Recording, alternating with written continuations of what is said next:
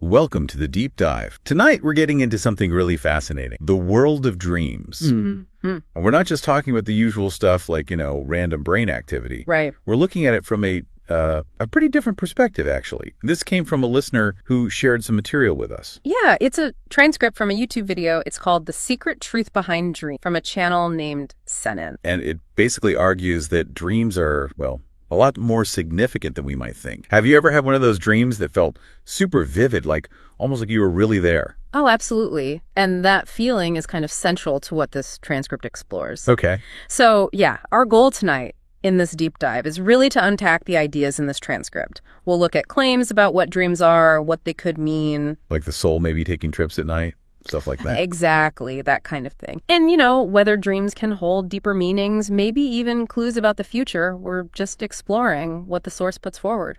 All right, let's jump in then. So the core idea, right at the start of this material, it's pretty out there. It suggests that when we sleep, our soul, it actually leaves the physical body.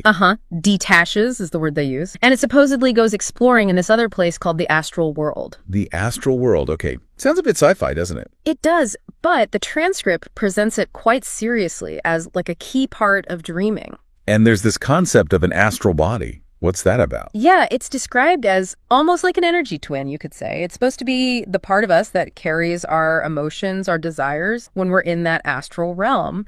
And the source really emphasizes that our physical body, the one we walk around in, is just temporary. Whereas this astral self, or our true self, as they call it. Exactly. That's seen as existing outside of our normal understanding of time and space. It kind of makes you think, doesn't it?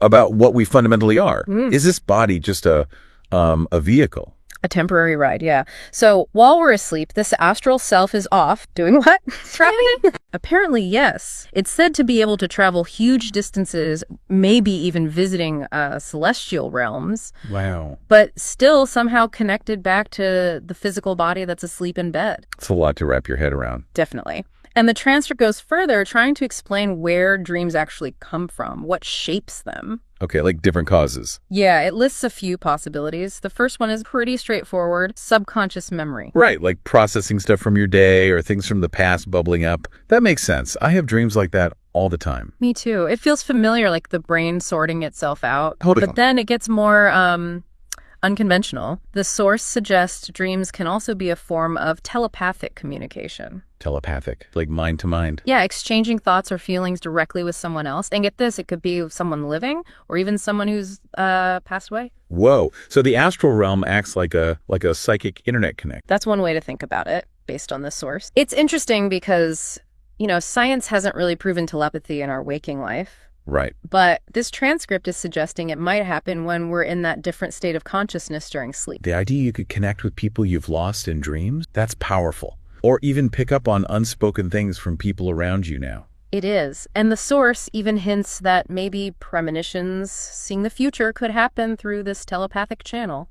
Okay, that's a big claim. What else influences dream, according to this? Well, there's also the simple stuff, physical stimulus, things happening around your sleeping body. Like a noise in the room. Exactly. The example they give is like a book falls, and in your dream you hear a loud bang, or maybe it gets woven into the story in some symbolic way. Okay, that one feels pretty grounded. Our senses are still working on some level. Right. But then there's the fourth potential source, which they call actual astral experiences. Back to the astral travel idea. Yep. This is the suggestion that your consciousness isn't just imagining things, it's actually going somewhere.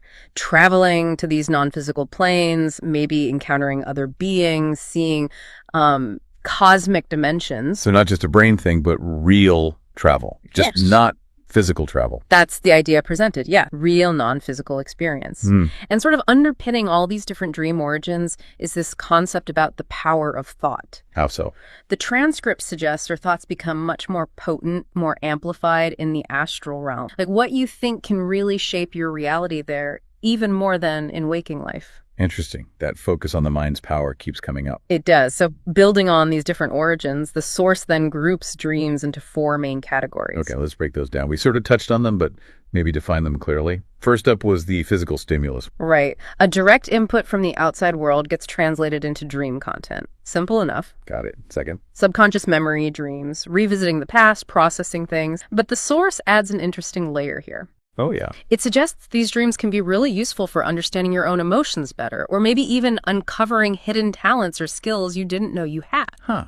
Like finding clues about yourself in your own memory. Kind of, yeah. Then third, we have the telepathic dream. The mind-to-mind stuff across distances, potentially bringing comfort or maybe warnings. Exactly. Guidance, connection, that kind of thing. It presents it as potentially very meaningful communication. And the fourth category. Actual astral experiences again, where your consciousness is supposedly really out there, exploring beyond the body, glimpsing other realities, maybe even higher states of awareness. It's definitely a spectrum, isn't it? From a car alarm outside your window becoming a fire engine in your dream, all the way to potentially exploring the cosmos. It really is. And the main thrust, I think, is to get you to stop just shrugging off dreams as, weird and random. Right. The transcript really pushes for analyzing them, for self-exploration through dreams. Yes, don't just dismiss the bizarre stuff. Try to figure out the message, the language. And it mentions dream speaking symbolically, right? Absolutely. Gives examples like dreaming of a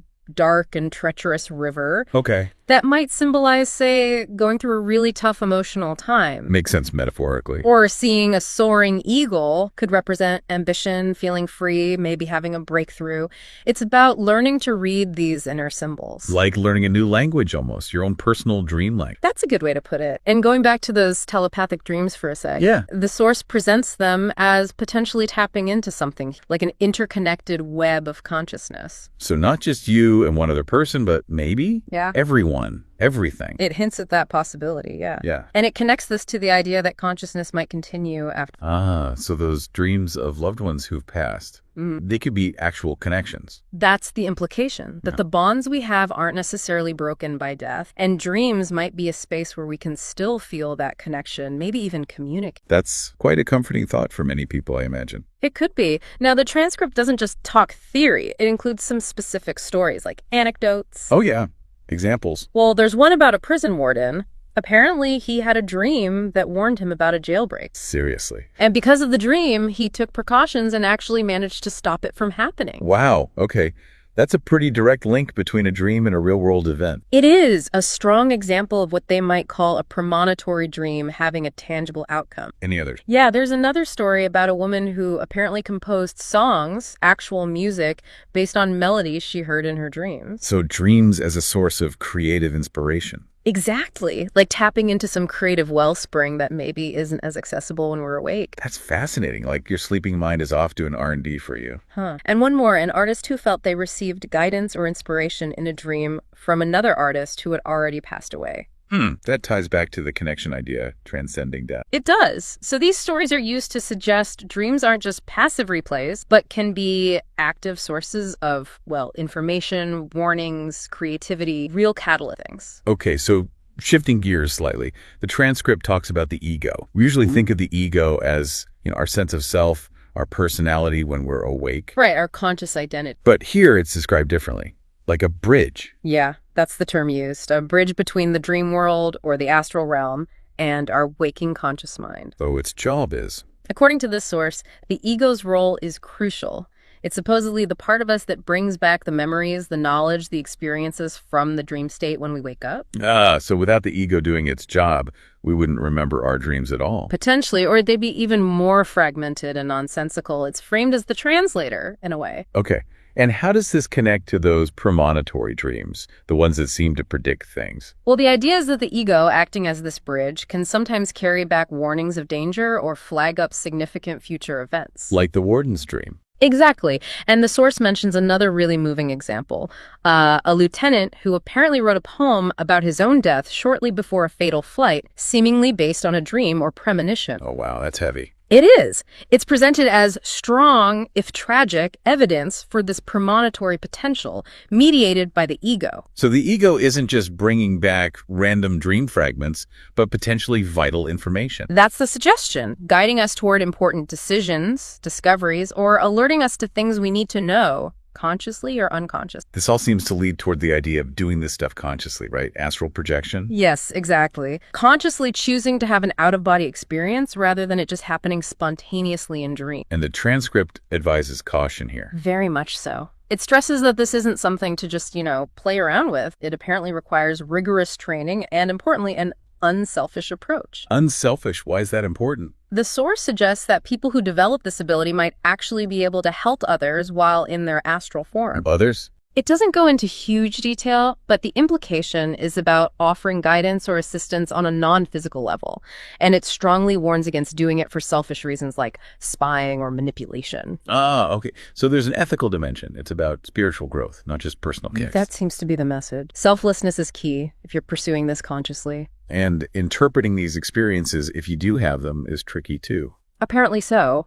Just like regular dreams, astral experiences are often symbolic, metaphorical. So you need sensitivity, intuition, a certain inner harmony to understand them properly. Makes sense. It's not like reading a manual. Not at all. And for anyone who is interested in remembering more, whether it's dreams or potential astral stuff, the transcript recommends a practical tool. Which is? Keeping a dream journal. Yeah. Writing things down as soon as you wake up. Right. That's common advice for dream recall. It is. It's presented here as a way to strengthen that bridge, that connection, and make a conscious effort to pay attention to these experiences and expand your awareness. So it's about consciously committing to exploring that inner world. Precisely. And the transcript even mentions a potential ultimate goal for those who really master this conscious astral. Oh, what's beyond the astral realm? It talks about the possibility of journeying beyond the astral into states of dreamless sleep and even pure consciousness. Wow, that sounds incredibly profound, like reaching a whole other level of being. It certainly hints at very deep states accessible through this kind of inner exploration, yeah. Okay, so let's try and wrap this up. As we finish this deep dive, looking at the ideas in that Secret Truth Behind Dreams transcript, we've covered a lot. We really have. This whole concept of the soul visiting an astral realm nightly. The different potential origins for dreams, subconscious memories, physical triggers, but also these more